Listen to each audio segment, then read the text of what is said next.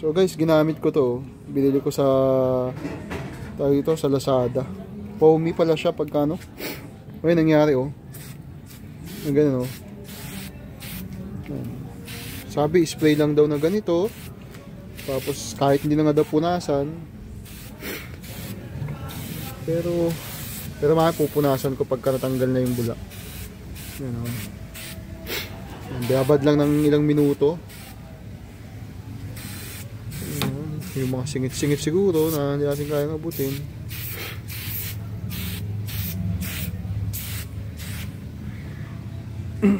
Tingnan natin kung effective.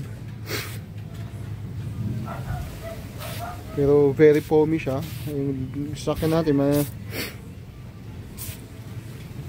pati yung battery nadamay na.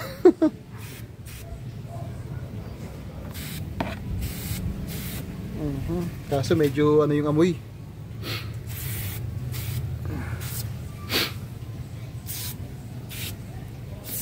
Singit-singit dun oh.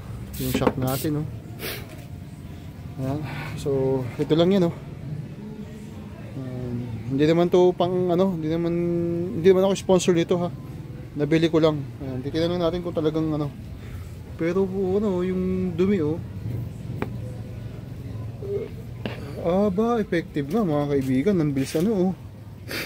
Ayan oh, malikabok talaga tong sasakyan ko eh. Hindi masyadong nagagamit kasi.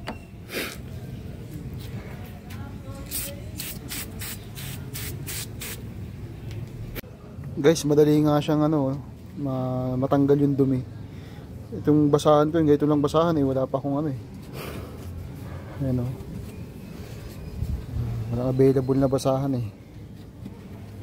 Pero tingnan nyo naman oh, maganda sana kung araw ko ginawa. Kaso busy tayo, gabi lang available. Ano.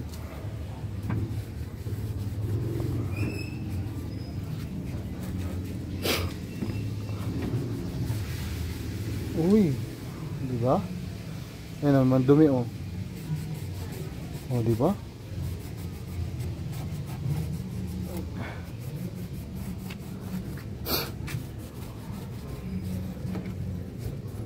Siyempre, yung mga kalakalawang ng kaunting ganyan, pang rust remover na dapat yan talaga. Kaya yung mga pero ang daling malinis.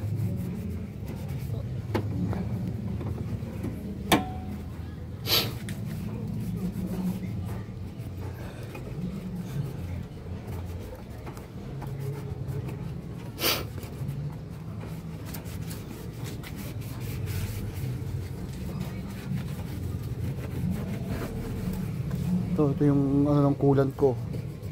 Uy! Uy! Ba, effective nga siya. Ang galing ha. Kasi pag ordinary yung sabon lang yan, hindi siya maano eh. Oh, ayos talaga. Ayos pala ha. Maganda siguro to kung foamy pa, pinunasan na. O kaya, sprayan ulit pangalawang spray. Ayun o. Ayos o. Bumalik na siya no. O, diba?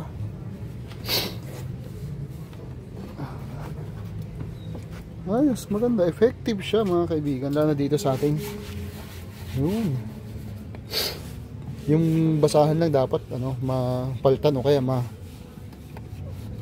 may pampalit tayo dapat ng basahan.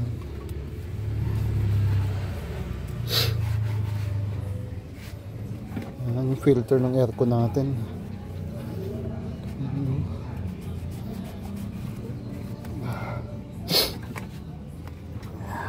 So, ito yung bakal na yun, yun, diba?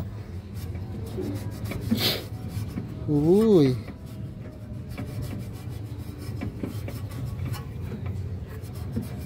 makapal yung ay kalawang pala eh. Kalawang siya pero kung yung dumi lang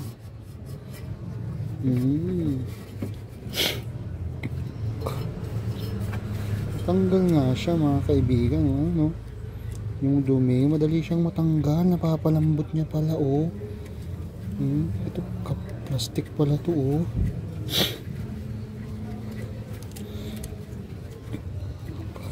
Uy, Nilaglag yung basahan ko.